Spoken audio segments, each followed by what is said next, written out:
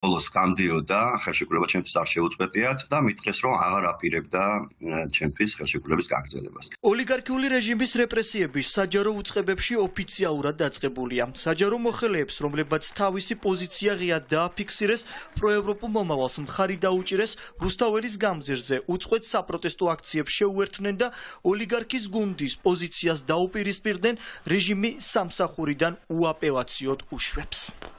სტატუსი დავწერე Facebook-ზე, რომ რჩებოდი კი არა და უბრალოდ ვაღიარებდი ევროატლანტიკურ ინტეგრაციას ერთადერთ და უალტერნატივო გზად საქართველოს სახელმწიფოსთვის და იქვე მიუთითებდი, რომ ნებისმიერი ამ პროცესის შეჩერება ასე ვთქვათ, შეფერხება იყო მიმართული სახელმწიფო ინტერესების წინააღმდეგ. ვაკუმ აისურაძე ერთ-ერთია, ვისაც ოლიგარქის გუნდის რეპრესიები შეეხო. ყოფილი საჯარო მოხელე ცენტრალურ საარჩევნო კომისიაში 16 წელი მუშაობდა.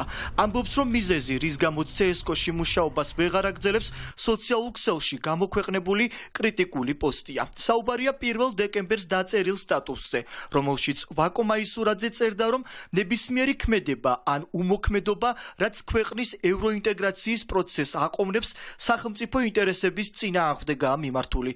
ამავე პოსტში ის ამბობდა, რომ მშვიდობიან დემონსტრანტებზე ძალადობა დაუშვებელია. არ უთქვამს არავის, რომ ეს არის რაიმე პოლიტიკური მოტივით განპირობებული, რაიმე სხვა მიზეზით, იყო რაღაც ძალიან აბსურდული მიზეზი მოყვანილი, რადგან გადავედით ელექტრონულ ტექნოლოგიებზე.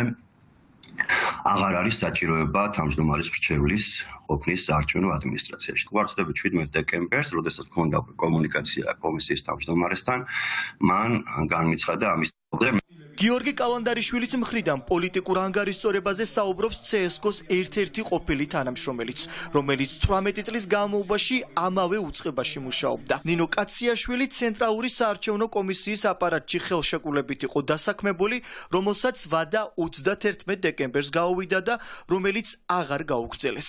კაციაშვილმა CSKO-ში მიმდინარე რეპრესიების შესახებ სოციალურ ქსელში დაწერა. ყოფილი საჯარო მოხელე ამტკიცებს, რომ ცენტრალური საარჩევნო კომისიიდან 18 წლიანი მუშაობის შემდეგ პოლიტიკური ნიშნით გაათავისუფლეს.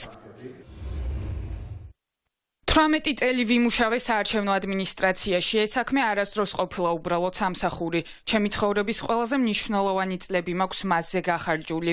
ვფიქრობდი, რომ ჩემი სამსახურისთვის ღირებული თანამშრომელი ვიყავი, მაგრამ დადგა დღე, როცა მიუღებელი აღმოჩნდა განსხვავებული აზრი. არც წლებს, არც კომპეტენციას არავინ დაგიდევს ახლა. ის თაობა მაინც ვის თვალწინაც 9 აპრილს გაუვლია, რუსეთის მომხრე ვერ იქნება. ასე გავიზარდე. შავლეგოს ვმღეროდი ბალღობიდან და ძალიან გვიანია ახლა ჩემში რამე შეიცვალოს.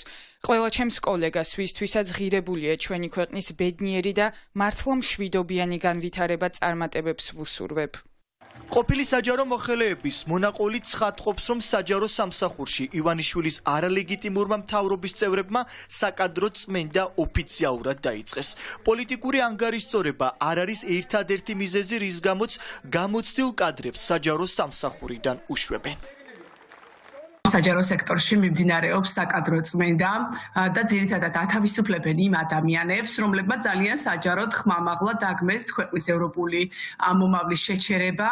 ეს რა თქმა უნდა არის ძალიან დამაზიანებელი, იმიტომ რომ ერთის მხრივ ჩვენ ვხედავთ, რომ პოლიტიკური ნიშნით ხდება დისკრიმინაცია და გაუშვებენ ადამიანებს და სავარაუდოდ დაასაქმებენ ისეთი ხალხით, რომლებიც იქნება ლოიალური ქართული ოცნების მიმართ. ამიტომ თუ კი ადრე შესაძლებელი იყო უფრო მეტად დაგვეცვა ეს ადამიანები და იყო შესაძლებლობა მოგების სხვადასხვა საქმეების, ახლა შესაძლოა ეს უფრო გაუარესდეს ეს მიდგომა. ხელისუფლებას, რომელიც მიდის ავტორიტარიზმისკენ და ცდილობს ამ ქვეყანაში დაამკვიდროს ავტორიტარიზმი, ცხადია მისთვის ძალიან მიუღებელია საჯარო მოხელეები, რომლებსაც განსხვავებული აზრი აქვს.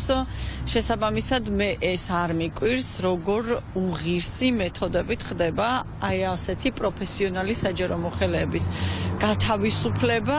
ეს რაღაცა ახალი საფეხურია, როდესაც აი ამ გათავისუფლებებმა მიიღო მასიური ხასიათი და ეს შეეხო არა მაღალი თანამდებობის პირებს, არამედ ეს ეხება უკვე ქვედარგოლებს, რიგით თანამშრომლებს, დეპარტამენტის უფროსებს და ეს კანონიც ემსახურებოდა ზუსტად იმას, რომ გაწმინდონ საჯარო მოხელეები ყველანაირი განსხვავებული აზრისაგან. სანქცირებული ოლიგარქის გუნდმა უკვე გამოუცხადა რეპრესიები იმ საჯარო მოხელეებს, რომლებმაც გაბედეს და თქვეს, რომ ემსახურებიან არა ოლიგარქის პარტიას, არამედ სამშობლოს. უმიზეზოდ გათავისუფლებული საჯარო მოხელეების უმრავლესობა კი სამართლებრივ ბრძოლას აანონსებს.